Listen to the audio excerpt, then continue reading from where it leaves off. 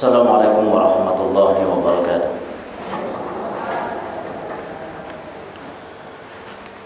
Alhamdulillahi rabbil alamin. Wassalatu wassalamu ala asrafil anbiya'i wal mursalin Nabiyyina Muhammadin wa ala alihi wa sahbihi ajmain. Asyhadu an la ilaha illallah wahdahu la syarika lah wa asyhadu anna Muhammadan abduhu wa rasuluh. Allahumma salli wa sallim wa barik ala Muhammadin wa ala alihi wa sahbihi ajmain. Amma ba'd. Masyarul muslimin wal muslimat, hadirin wal hadirat jamaah majlis ilmu yang dimuliakan Allah Subhanahu wa taala.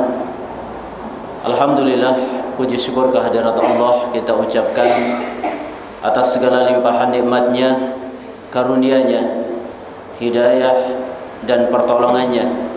Pada kesempatan sore hari ini Allah masih ringankan kaki kita untuk menuju majelis ilmu, menuju majelis zikir yang di dalamnya kita mengharapkan ridha dari Allah, mengharapkan keberkahan dari Allah Subhanahu wa taala.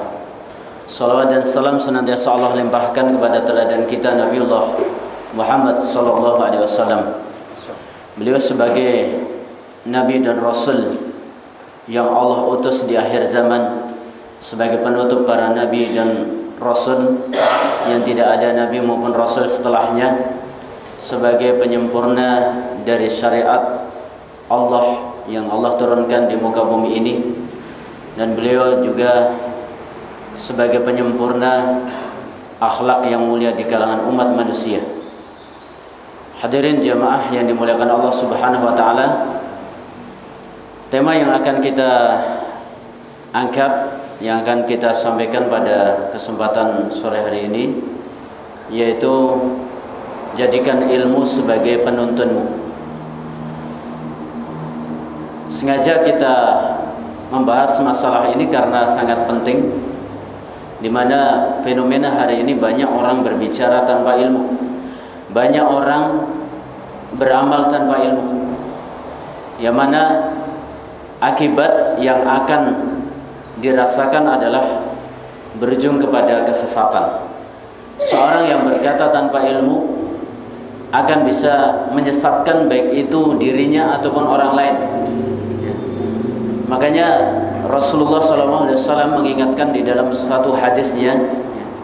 Saya awali dari peringatan Rasulullah SAW dari sebuah hadis tentang akhir zaman ini. Inna Allah la yaqbidul ilma intiza'an biqabdil ulama, walakin yaqbiduhu, inna Allah la yaqbidul ilma intiza'an min sudurin nas, walakin yaqbidul ilma biqabdil ulama, hatta idza lam yubqi 'aliman ittakhadha an-nas ru'usan juhala fa aftau bi ghairi 'ilmin fadallu wa adallu.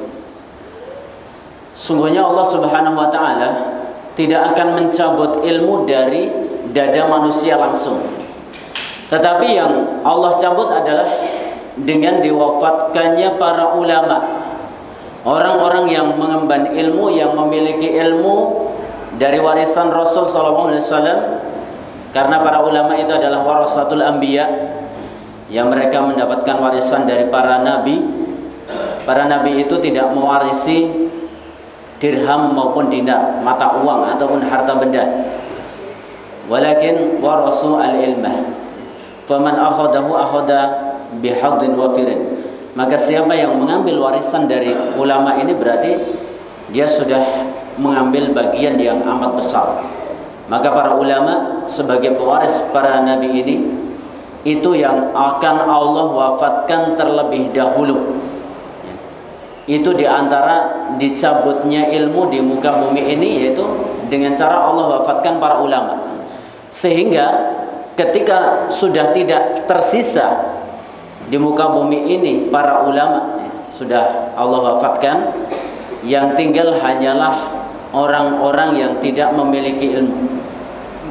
Ketika manusia menjadikan panutan ataupun referensi mengambil ilmunya dari orang-orang yang bodoh, bukanlah ulama, maka kemudian mereka akan ditanya tentang ilmu, akhirnya mereka menjawab tanpa dasar ilmu, mereka memberikan fatwa tanpa dasar ilmu yang akhirnya akan menjadikan mereka sesat dan menyesatkan.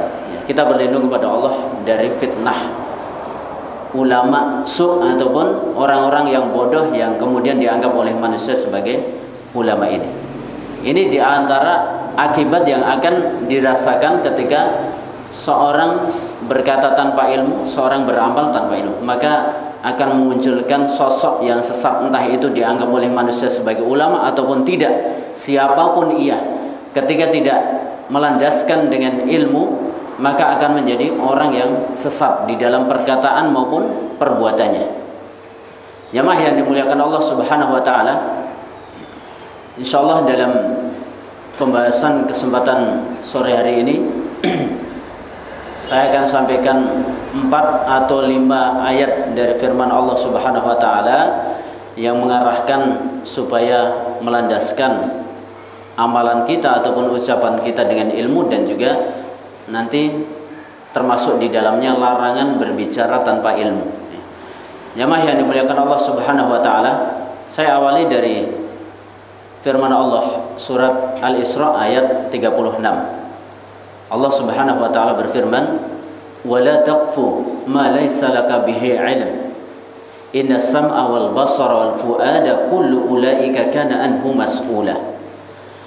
Jangan kamu ikuti apa yang kamu tidak memiliki ilmu di dalamnya. Sesungguhnya pendengaran, penglihatan dan hati itu akan dimintai pertanggungjawabannya. Allah Subhanahu wa taala menjelaskan di sini, kita tidak boleh untuk mengikuti sesuatu yang kita tidak memiliki ilmu. Sahabat Ibnu Abbas radhiyallahu anhuma, beliau mengatakan, wala taqfu, jangan kamu mengikuti, maksudnya adalah wala taqul, jangan kamu mengatakan. Jangan kamu mengatakan sesuatu tanpa dasar ilmu. Jangan kamu mengatakan sesuatu yang kamu tidak memiliki ilmu atasnya. Karena sesungguhnya pendengaran, penglihatan dan hati itu akan dimintai pertanggungjawaban oleh Allah Subhanahu wa taala. Jamaah yang dimuliakan Allah Subhanahu wa taala, kemudian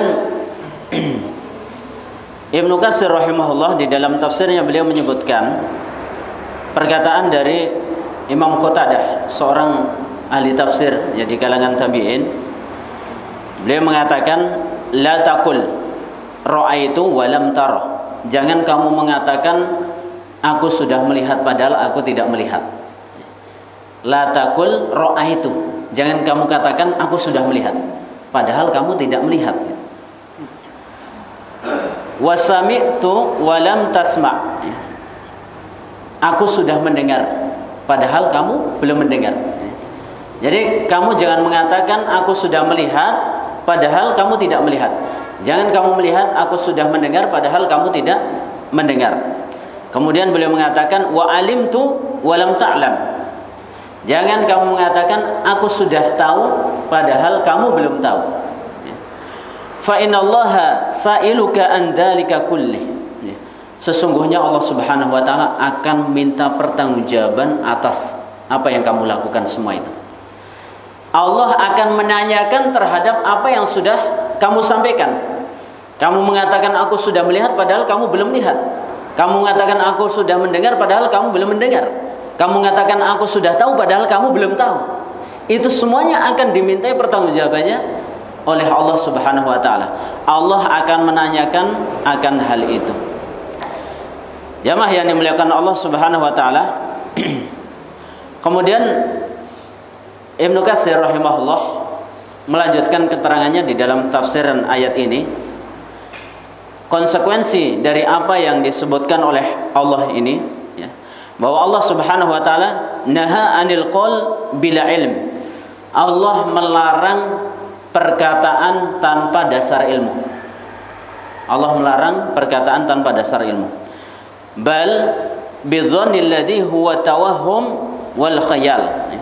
Bahkan hanya sekedar prasangka ataupun khayalan belaka yang dilakukan oleh orang-orang yang berkata tanpa ilmu, itu sebuah larangan di dalam Islam ini.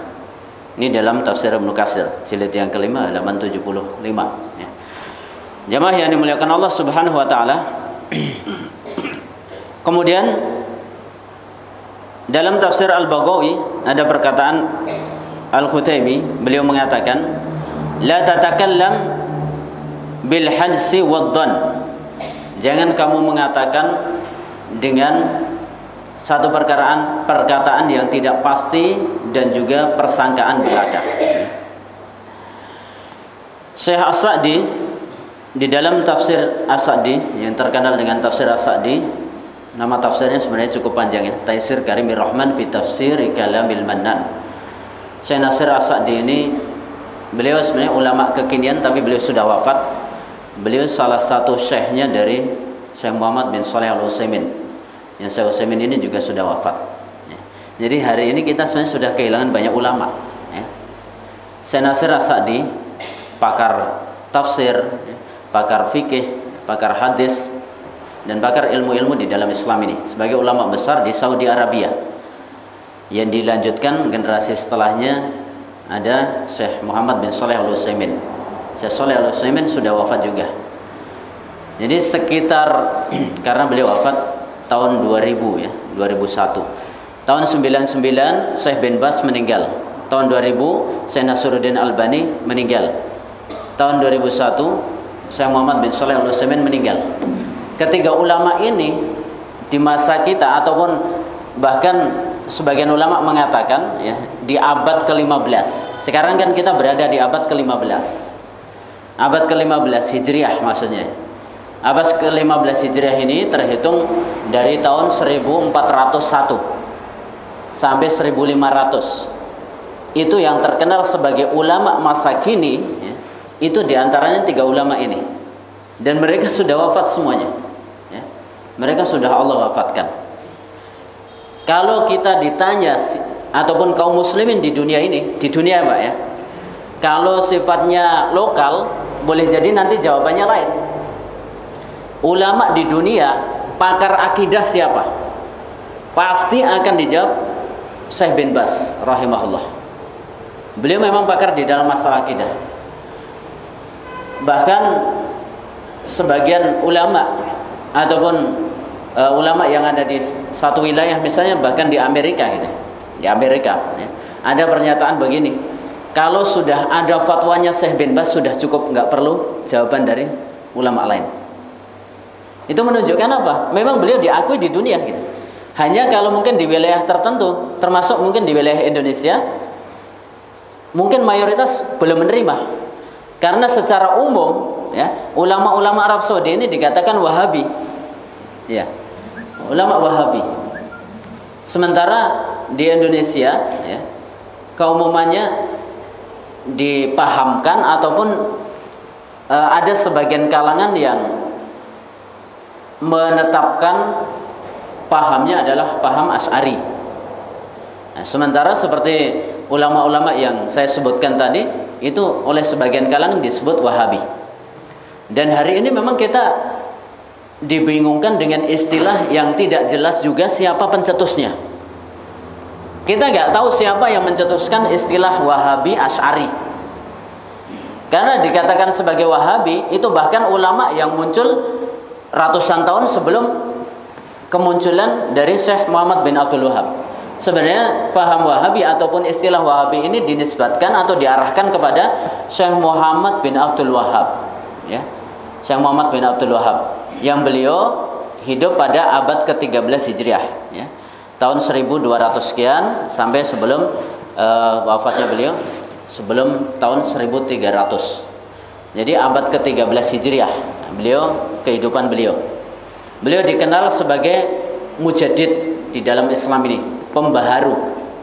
Pembaharu itu bukan berarti membawa ajaran yang baru. Kalau kita dengar istilah pembaharu ataupun mujaddid di dalam Islam, itu adalah seorang penyeru ataupun yang membaharui ajaran yang sudah mulai menyimpang, meluruskan kembali. Itu namanya pembaharu. Maka sebenarnya beliau itu ulama yang lurus gitu.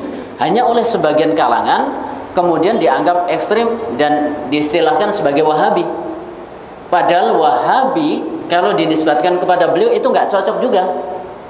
Wahabi itu kan dari kata Wahab. Wahab itu adalah nama Allah, Abdul Wahab, hambanya yang maha memberikan karunia. Al-Wahhab itu nama Allah.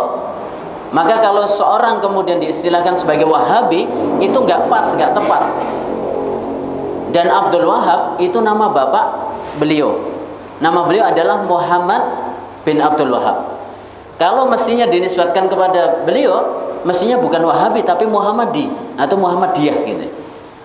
Nah, ini istilah-istilah yang sudah tersebar di kalangan kaum muslimin, yang banyak dari kalangan kaum muslimin belum mengetahui. Itu adalah istilah yang secara pengertian saja sudah rusak gitu. Tidak benar istilah yang tersebar itu. Maka kita perlu meluruskan. Namun saya menyampaikan secara sekilas saja, secara global. Karena kalau kita kaji secara rinci nanti akan butuh waktu khusus ataupun butuh waktu yang cukup panjang untuk menjelaskan masalah ini. Kita hanya berusaha untuk meluruskan secara global tentang istilah yang muncul yang sudah marak di masyarakat. Karena hari ini seolah-olah kaum muslimin ini mau dibagi menjadi dua. Ada kelompok Wahabi, ada kelompok Asy'ari. Kelompok Wahabi itu yang pro, yang mendukung Syekh Muhammad bin Abdul Wahhab. Bahkan lebih parahnya lagi, Syekhul Islam Ibnu Taimiyah rahimahullah, yang beliau hidup pada abad ke-7 Hijriah. Jadi ditarik mundur ya, abad ke-7 dari abad ke-13 itu berapa abad, Pak? Ya. 7 abad gitu ya. 6 sampai 7 abad. Jadi 600-an tahun lebih jarak hidupnya antara Syekh Muhammad bin Abdul Wahhab. Itu sebelumnya Syekhul Islam Ibnu Taimiyah itu hidup 600 tahun sebelumnya. Masa dikatakan sebagai pengikut Wahabi? Kan sekarang muncul istilah itu. Ini Ibnu Taimiyah salah satu pengikut dari Wahabi ataupun ulama Wahabi. Bagaimana ada istilah yang muncul 600 tahun setelahnya, baru penisbatannya itu dinisbatkan juga pada orang yang sudah meninggal 600 tahun sebelumnya. Hari ini sudah marak seperti itu yang tidak diketahui kaum muslimin gitu. Ini akan lebih memperparah dari penamaan itu, ya, lebih rusak tentunya. Maka sebenarnya ada judul buku yang bagus ya, yang ditulis oleh Abu Muhammad Waskito, AM Waskito ya, panggilannya AM Waskito ataupun Abu Muhammad Waskito, namanya Waskito, anaknya Muhammad ya. Beliau menulis satu buku mendamaikan Ahlus Sunnah di Nusantara. Di Nusantara ataupun di negara Indonesia maksudnya ya. Itu juga sudah beberapa kali dibedah buku itu. Bagus itu. Karena memetakan, jadi seolah-olah memang Ahlus Sunnah ini tidak damai gitu. Bagaimana supaya damai? Nah, itu bagus ada buku yang ditulis seperti itu ya. Karena ada pengelompokan, ada yang dimasukkan dalam kelompok Wahabi, ada yang masuk kelompok Asy'ari gitu. Padahal sama-sama Ahlus Sunnah. Kenapa harus begitu? Yang mengelompokkan juga kita nggak tahu siapa gitu. Karena hari ini banyak sekali musuh-musuh Islam yang berusaha untuk merusak Islam, entah bahkan dari luar ataupun bahkan dari dalam ya.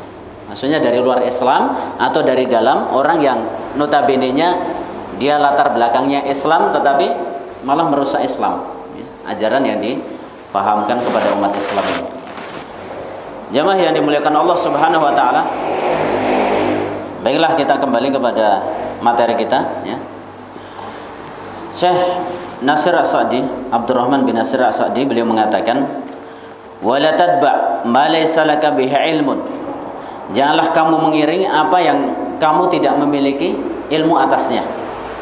Bal tasbut fi kulli ma taquluhu wa taf'aluhu. Ya. Bahkan kamu tetapkan di dalam setiap apa yang kamu ucapkan ataupun kamu lakukan. Fala tadun dalika yadhhabu la laka wala alaika. Jangan kamu mengira hal tersebut itu akan hilang begitu saja, tidak bagimu ataupun atasmu. Maksudnya bagimu itu untukmu ataupun atasmu, bisa merugikan pada dirimu. Jamaah yang dimuliakan Allah Subhanahu wa taala.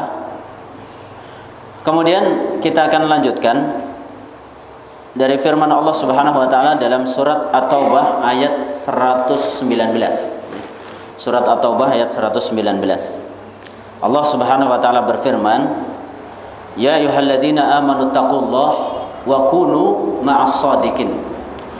Hai orang-orang yang beriman, bertakwalah kepada Allah dan jadikanlah dirimu berada bersama orang-orang yang benar. Orang-orang yang benar. Nah, di sini nanti akan kita sampaikan penjelasan dari para ulama kita, penafsiran tentang orang-orang yang benar ini maksudnya bagaimana? Orang-orang yang benar atau orang-orang yang jujur. Imam Ibnu Katsir rahimahullah beliau mengatakan, "Usduqu wa alzimu as-sidqa." Benarlah dirimu, posisikanlah sebagai orang yang benar, ataupun jujurlah dan lazimilah kejujuran itu. Takunu ma'a ahlihi. Kamu bersama orang-orang yang memiliki kejujuran atau memiliki kebenaran. Wa tanju minal mahalik. Serta kamu selamat dari kebinasaan-kebinasaan. Wa yaj'al lakum faraja.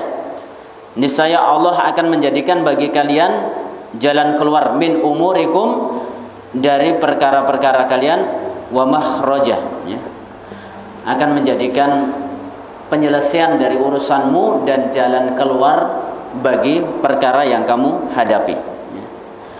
Kemudian Syekh Sa'di mengatakan, wa kunu ma'as shadiqin, dan jadilah kalian bersama orang-orang yang jujur, bersama orang-orang yang benar. Di sini maksudnya apa?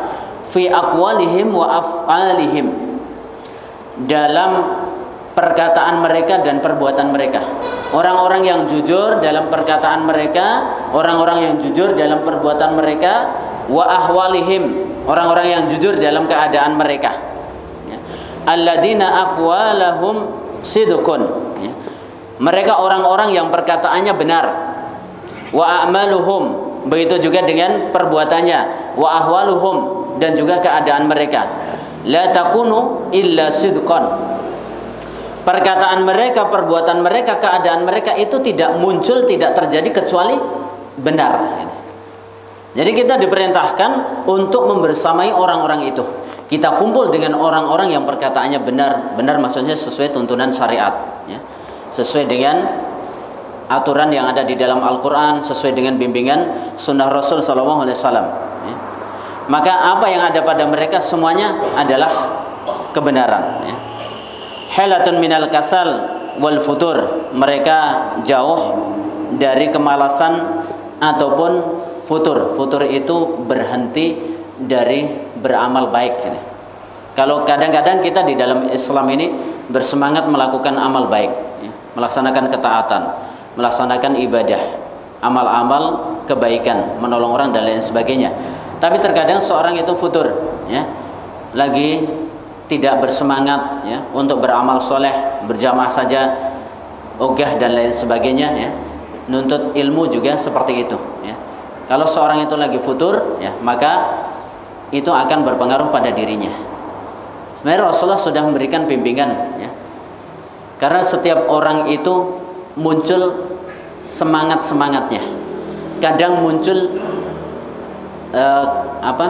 posisi entah itu dikatakan malas ataupun kebalikan dari semangat, apa? Bisa dikatakan malas, ya.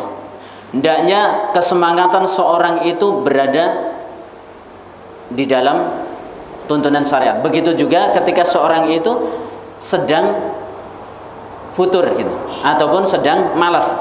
Maka bagaimana kesemangatan kita ataupun malas kita di dalam menunaikan syariat ini tetap berada di dalam bimbingan syariat, entah itu perintah Al-Quran ataupun hadis Rasul SAW, ya. Tetap di dalam bingkai sunnah. Jamaah yang dimuliakan Allah Subhanahu wa taala. Kemudian Syekh Sa'di melanjutkan ini, salimatan minal maqasid as-sayyi'ah.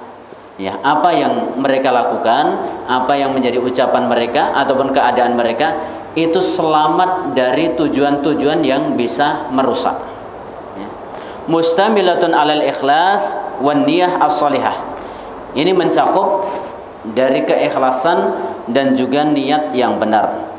Fa inna sidqa yahdi ilal birri wa innal birra yahdi ilal jannah.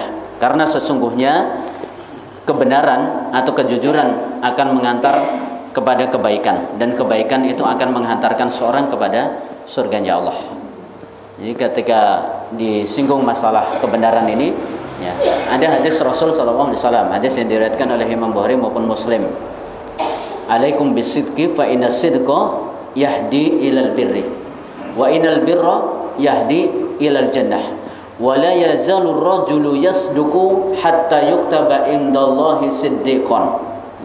Hendaknya kalian senantiasa bersikap jujur, karena kejujuran akan mengarahkan kepada kebaikan, dan kebaikan akan mengarahkan seorang kepada surga. Maka ketika seorang berusaha untuk jujur, menghiasi diri dengan kejujuran, Allah akan tetapkan dia di dalam golongan orang-orang yang senantiasa jujur.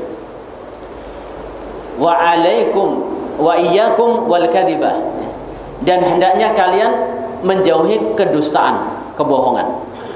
Fa innal kadhiba yahdi ilal fujur wa innal fujura yahdi ilan nar wa la yazalu ar-rajulu yakdhibu wa yataharra al-kadhiba hatta yuktaba indallahi kadzaban. Jauhilah oleh kalian dari kedustaan, karena kedustaan akan mengarahkan kepada kejahatan, dan kejahatan akan mengarahkan kepada neraka.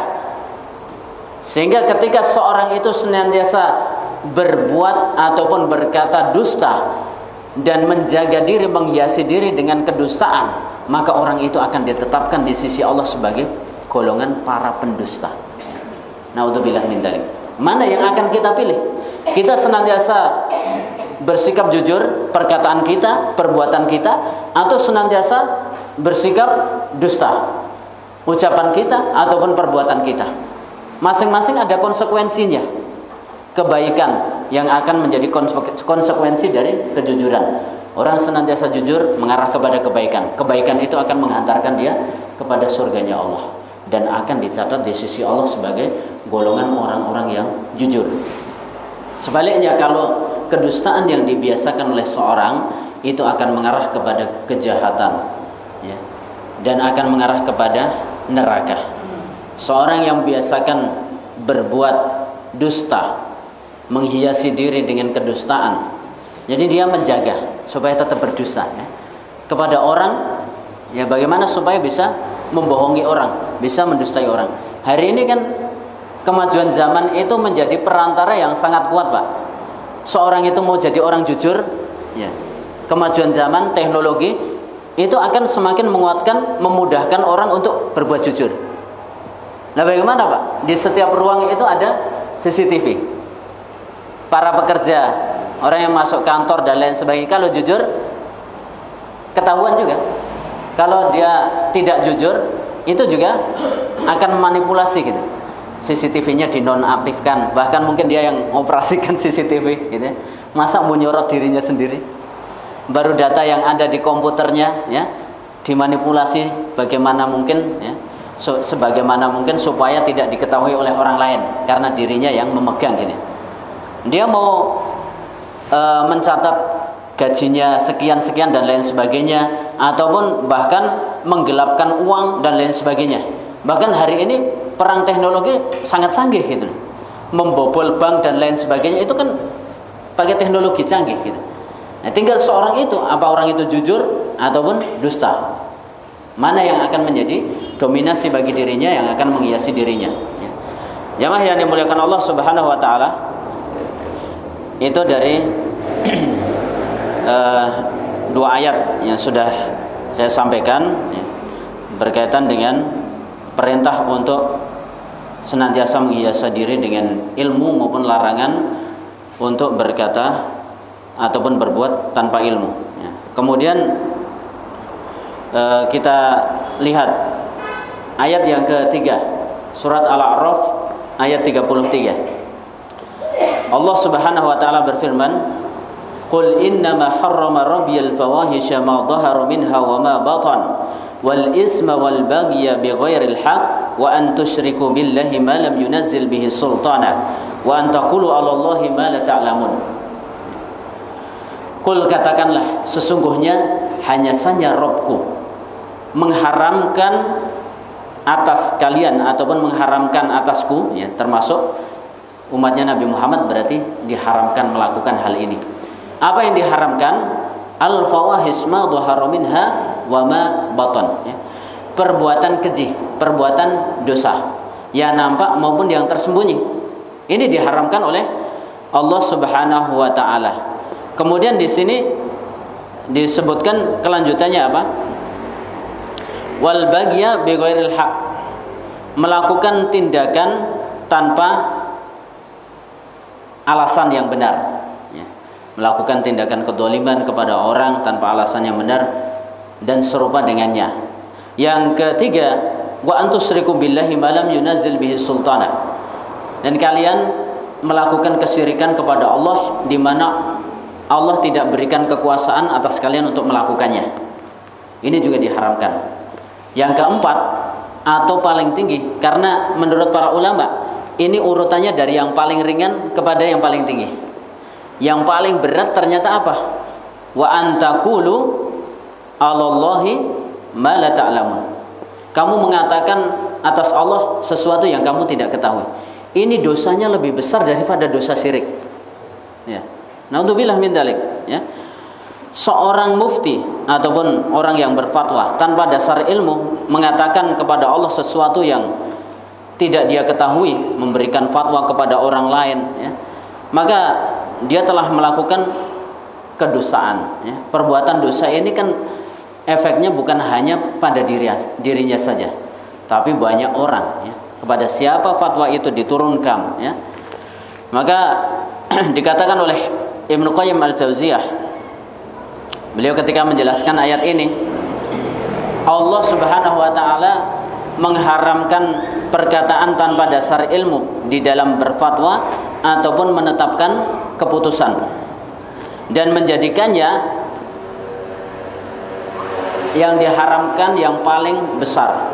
Jadi mengatakan tanpa dasar ilmu itu merupakan perkara yang paling diharamkan, bahkan dia derajatnya paling tinggi, ya. Dia lebih tinggi daripada melakukan kesyirikan.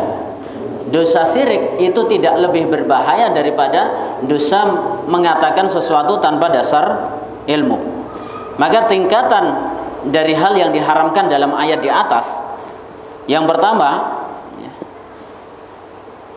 yang disebutkan di dalam ayat itu maksudnya paling rendah, ya, melakukan tindakan yang keji ataupun perbuatan dosa, ya.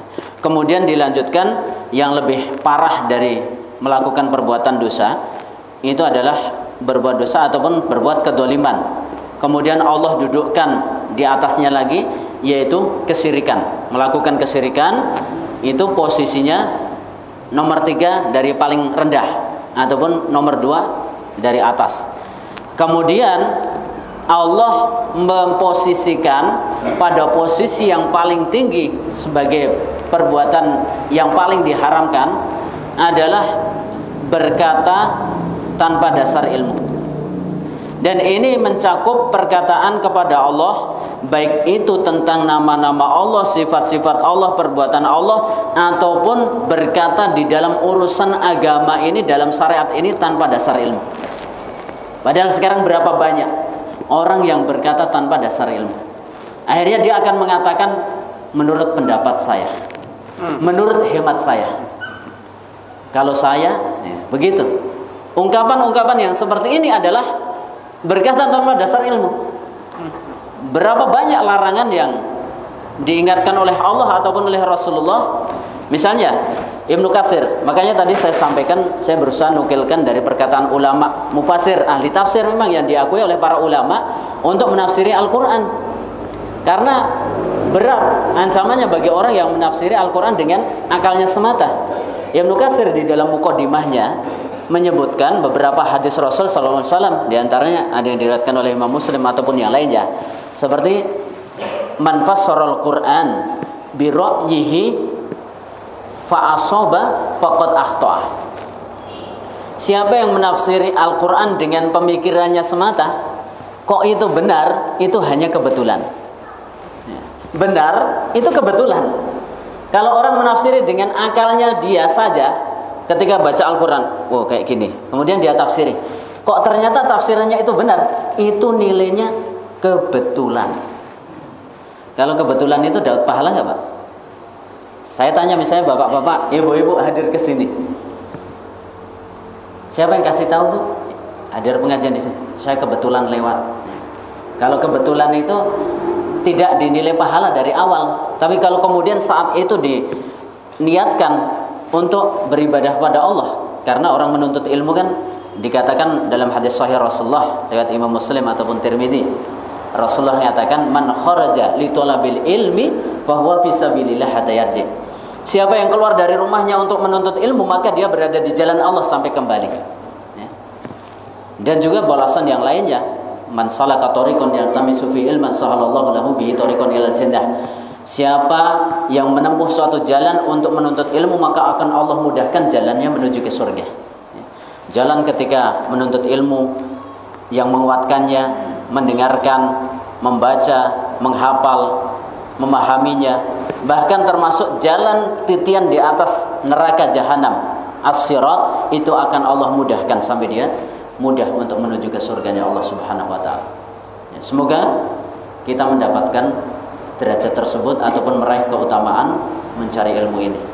Nah, maka seorang yang mengatakan sesuatu itu hanya kebetulan, itu sebenarnya tidak benar gitu. Berbeda antara kebenaran dengan kebetulan. Kalau kebenaran memang hakikatnya yang diungkapkan seperti itu yang benar. Tapi kalau kebetulan itu menepati saja. Yang benar memang kayak gitu ya. Kebetulan sama gitu. Jadi kalau seorang misalnya menjawab ujian, Pak. Ini contoh lain, Pak. Contoh lain, seorang menjawab ujian, si A menjawab berdasarkan pengetahuan dia karena belajar, kemudian dia jawab berdasarkan itu pengetahuan yang ada di otaknya atau yang sudah dia pahami, yang sudah direkam, kemudian dijawab. Lah si B itu pakai tutup mata kemudian menghitung jari, benar salah kebetulan. Kemudian dia jawab A gitu loh, jawab A misalnya, ternyata jawabannya benar. Itu namanya kebetulan, Pak, bukan berdasarkan ilmu ini. Maka seorang yang menafsiri Al-Quran dengan pemikirannya semata, kok benar, itu nilainya kebetulan. Man fassara al-Qur'ana bi ra'yihi falyatabawa maq'adahu minan nar. Siapa yang menafsiri Al-Quran dengan otaknya semata, pemikirannya semata, ra'yunya semata, pandangannya semata, maka bersiap-siaplah untuk menempatkan tempat duduknya di atas api neraka. Naudzubillah min dzalik. Imam Muslim juga menyebutkan hadis dari Rasulullah SAW, hadis yang sahih. Ini hampir sama kan derajatnya. Larangan berkata itu berkata atas nama Allah tanpa dasar ilmu, kemudian larangan menisbatkan perkataan kepada Rasulullah padahal Rasulullah tidak bersabda seperti itu misalnya. Ini juga diharamkan. Dosa tingkatan berdusta dalam berkata itu yang pertama paling besar kan berdosa atas nama Allah, yang kedua atas nama Rasul, baru kemudian selanjutnya. Lah berdusta atas nama Rasul itu juga berat sekali ancamannya. Maka dalam hadis sahih yang diriwayatkan oleh Imam Muslim, Rasulullah bersabda, "Man kadzdzaba alayya muta'ammidan falyatabawwa maq'adahu minan nar." Siapa yang sengaja menyatakan sesuatu menisbatkan pada diriku, menyengaja mengatakan sesuatu atas namaku padahal aku tidak mengatakan, hendaknya dia mempersiapkan tempat duduknya di atas api neraka. Naudzubillah min dzalik. Ini ancaman-ancaman berkaitan dengan larangan berkata tanpa ilmu. Jadi berat sekali ya, karena dia bahkan Allah tempatkan ya, lebih besar dosanya daripada dosa kesyirikan ya. Karena dosa kesyirikan boleh jadi efeknya adalah berimbas pada pribadi yang bersangkutan. Tapi kalau berkata tanpa ilmu ataupun sengaja mengatakan tentang Allah sesuatu tanpa dasar ilmu, maka ini akan berakibat bagi dirinya, bagi siapapun yang mendengar dari perkataannya, siapapun yang melakukan dari perkataan tersebut. Hadirin jamaah yang dimuliakan Allah Subhanahu wa taala. Jadi tadi dalam surat Al-A'raf tadi ayat 33 ya. Kemudian yang keempat dalam surat An-Nahl ya, ayat 116 117. Allah Subhanahu wa taala berfirman, A'udzu billahi minasyaitonir rajim. Wa la taqulu lima tasifu alsinatakumul kadhiba hadha halal wa hadha haram litaftaru 'ala Allahil kadhiba innal ladzina yaftaruna 'ala Allahil kadhiba la yuflihun mata'un qalil wa lahum adzabun alim. Janganlah kalian mengatakan terhadap apa-apa yang disifatkan oleh lisan kalian secara dusta dengan mengatakan ini halal dan ini haram. Tujuannya apa? Sengaja untuk melakukan kedustaan atas nama Allah. Sungguhnya orang-orang yang melakukan kedustaan atas nama Allah, dia tidak akan pernah beruntung. Perhiasan yang sedikit, dan bagi mereka adalah siksaan yang pedih. Kita baca ayatnya saja sudah memahami Pak ya. Jadi benar-benar diharamkan ya, berdusta atas nama Allah, mengatakan sesuatu ini halal ini haram berdasarkan pemikiran dia semata. Maka di dalam syariat ini perkara pembuatan syariat, menetapkan syariat, pembuatan ini haram, menetapkan sesuatu yang halal dan sesuatu yang haram, ini adalah hak dari Allah dan Rasulnya. Tasri', pembuatan syariat, penetapan syariat, menetapkan halal haram, itu hak pembuat syariat. Dalam Islam diistilahkan tauqifiyah. Tidak boleh kita menetapkan sesuatu itu halal, itu haram, atau menetapkan ajaran syariat kecuali dari Quran dan Sunnah. Para ulama sepakat itu. Maka siapa saja ataupun kapan saja seorang menetapkan sesuatu tanpa ada dasar dari kitab dan sunnah, berarti dia sudah menjadi pembuat syariat, menjadi tandingan bagi Allah. Sehingga apa yang ditetapkan oleh Allah itu halal, harus kita tetapkan halal. Kalau Allah katakan haram, kita tetapkan haram. Termasuk juga bahayanya ketika kita mengikuti seorang yang menetapkan sesuatu itu merubah syariat Allah. Allah menetapkan halal, dia katakan haram. Allah menetapkan haram, dia katakan halal. Maka kalau kita mengikuti orang yang menetapkan seperti itu, kita sudah beribadah kepadanya, sudah berbuat syirik. Sampai-sampai ya, ada seorang sahabat Rasulullah SAW, Abu Hatim ya, ketika beliau membawa kalung ya, membawa kalung salib. Maka kemudian ketika dilihat oleh Rasulullah SAW, Rasulullah mengatakan, kamu jangan menyembah mereka ya. Maka Ibn Abi Hatim ini mengatakan, saya tidak menyembah mereka. Bukankah Rasulullah mengingatkan, bukankah mereka itu menetapkan apa yang diharamkan Allah, kemudian mereka halalkan? Apa yang Allah halalkan mereka haramkan? Maka ketika kamu mengikuti mereka, berarti sama saja kamu telah menyembah mereka.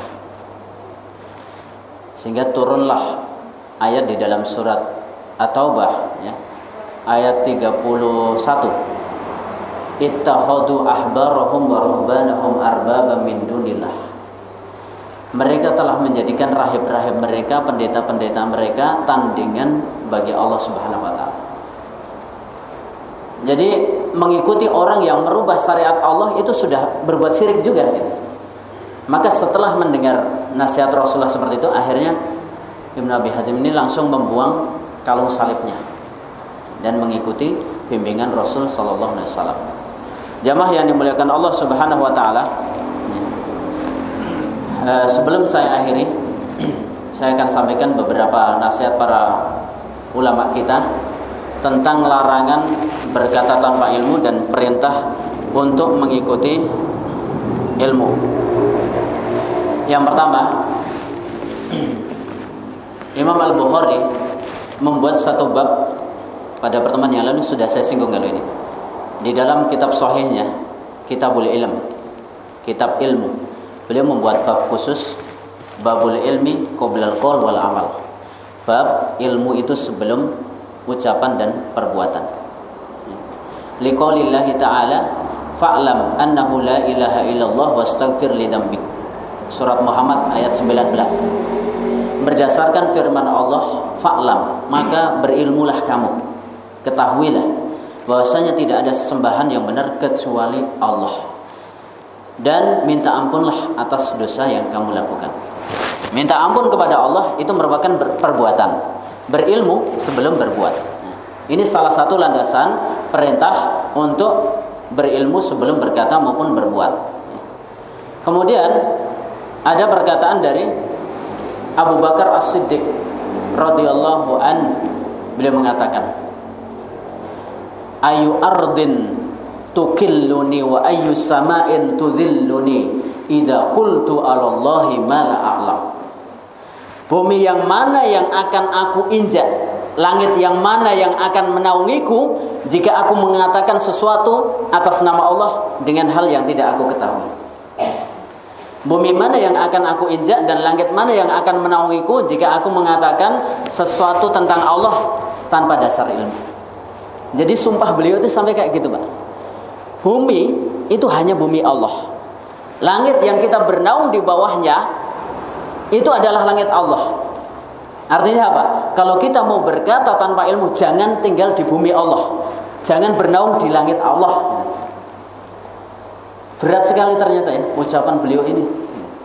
Jadi beliau sangat berhati-hati ketika berkata, ketika berbuat.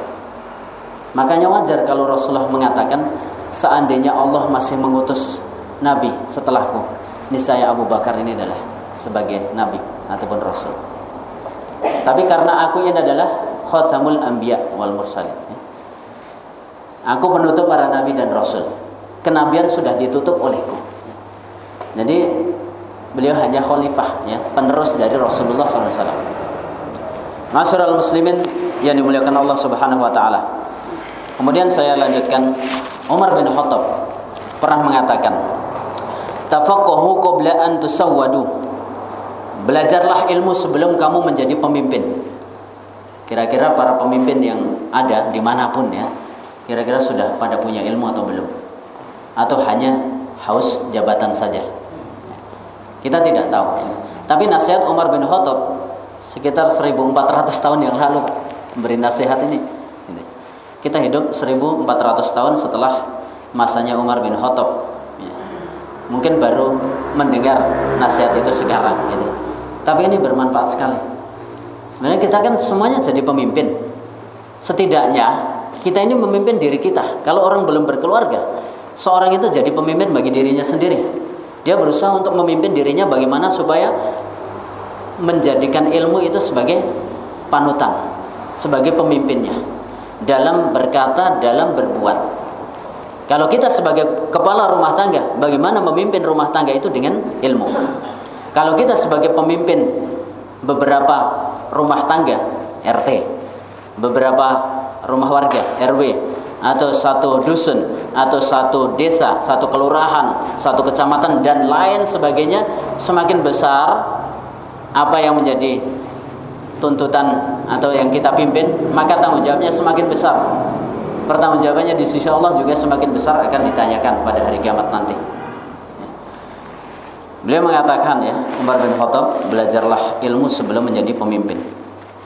Dalam kesempatan lain beliau mengatakan, la yabi fi sukina illa man qad tafaqqaha fid din. Janganlah berjualan di pasar kami kecuali orang yang sudah mempelajari ilmu agama, yang sudah paham ilmu agama. Jadi kira-kira kalau di pasar sekarang itu diinspeksi oleh Umar bin Khattab, kalau ada yang suka bohong, yang tidak tahu ilmu jual beli, ya, yang dia biasa curang dan lain sebagainya, langsung mungkin disuruh pulang, ya, gulung tikar. Ya. Janganlah jualan di pasar kami kecuali orang yang paham agama. Ya, nggak paham, di pasar ada ibu-ibu nggak pakai jilbab, gulung tikar. Ya. Gambarannya mungkin kayak gitu. Ya. Bapak-bapak diketahui ngurangi timbangan, suruh pulang. Ya. Karena larangan. Umar bin Khattab itu termasuk khalifah yang paling tegas. Saya katakan tegas Pak, bukan keras ya. Kalau keras itu cenderung ataupun maknanya ya, konotasinya negatif. Tapi kalau tegas bermakna positif. tegas di dalam menjalankan tuntunan agama. Apa yang sudah menjadi perintah, laksanakan, menjadi larangan, ditinggalkan. Kemudian ada perkataan Mu'adz bin Jabal yang mungkin sudah sering kita dengar ya. Mu'adz bin Jabal pernah mengatakan, al-ilmu imamul amal wal amalu tabi'uhu. Ilmu itu adalah imamnya amal ya. Sedangkan amal sebagai pengikut saja. Maka sebenarnya ya, kalau seorang itu benar di dalam beragama, dia akan mendasarkan setiap ucapannya dengan ilmu, mendasarkan setiap perbuatannya dengan ilmu. Ilmu sebagai pemimpin bagi dia ya, yang akan membimbing ke jalan yang benar. Makanya Ali bin Abi Thalib mengatakan, al ilmu khairun minal mal. Ilmu itu lebih baik daripada harta. Al ilmu yahrusuka wal malu anta tahrusuhu. Kalau dengan ilmu, maka ilmu itu akan menjagamu dari perbuatan yang haram kita tinggalkan, dengan perintah kita jalankan. Itu kalau ilmu. Tapi kalau harta, kita yang harus jaga, Pak. Harus disimpan di sini. Semakin banyak hartanya, kita harus semakin waspada. Harus semakin hati-hati untuk menjaga harta kita. Tapi kalau ilmu, orang punya dasar ilmu, dia tidak akan khawatir terhadap segala apa yang hendak dia lakukan, yang dia ucapkan ya.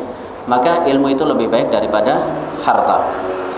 Ada ucapan dari Umar bin Abdul Aziz, man abadallah bi ghairi ilmin kana ma yufsidu aktsaru mimma yuslih. Barang siapa yang menyembah Allah, yang beribadah kepada Allah tanpa dasar ilmu, maka apa yang akan muncul dari kerusakan itu lebih banyak daripada kebaikan yang bakal dia munculkan. Seorang yang menyembah Allah, yang beribadah kepada Allah tapi tidak memiliki dasar ilmu, tidak pakai ilmu, maka yang akan merusak dari dia itu lebih banyak daripada yang akan memperbaiki. Itulah pentingnya ilmu. Makanya Ibnu Syihab Az-Zuhri rahimahullah, seorang ulama tabi'in, beliau mengatakan harus ada keseimbangan antara ilmu dan amal. Al ilmu khairun minal amal liman jahula. Ilmu itu lebih baik daripada amalan bagi orang yang bodoh. Jadi kalau kita ini bodoh, belajarlah ilmu. Semangat untuk mencari ilmu. Jangan terlalu semangat untuk beramal kalau kita masih bodoh, nanti banyak sesatnya amalannya. Wal amalu khairun minal ilmi liman alima. Dan amalan itu lebih baik daripada ilmu bagi orang yang sudah berilmu. Jadi harus ada keseimbangan. Kalau kita masih bodoh, tuntutannya supaya berilmu, supaya belajar. Tapi kalau kita sudah memiliki ilmu, jangan terus sibuk belajar, terus gak pernah mengamalkan ilmunya. Sudah punya ilmu, gak pernah mendakwahkan ilmunya. Disimpan untuk dirinya sendiri, gitu. Koleksi ya. Saudara kita itu punya hak untuk mendapatkan ilmu yang kita miliki. Maka ketika kita sudah memiliki ilmu, tidak usah ada rasa khawatir, ada kesungkanan untuk menyampaikan kepada orang lain. Karena orang lain punya hak juga untuk mendapatkan ilmu dari kita, sesuai dengan yang kita pahami dari ilmu kebenaran berdasarkan Al-Quran ataupun hadis Rasulullah SAW ya. Kalau seorang, ini pembahasan kita larangan untuk berbicara tanpa ilmu ya.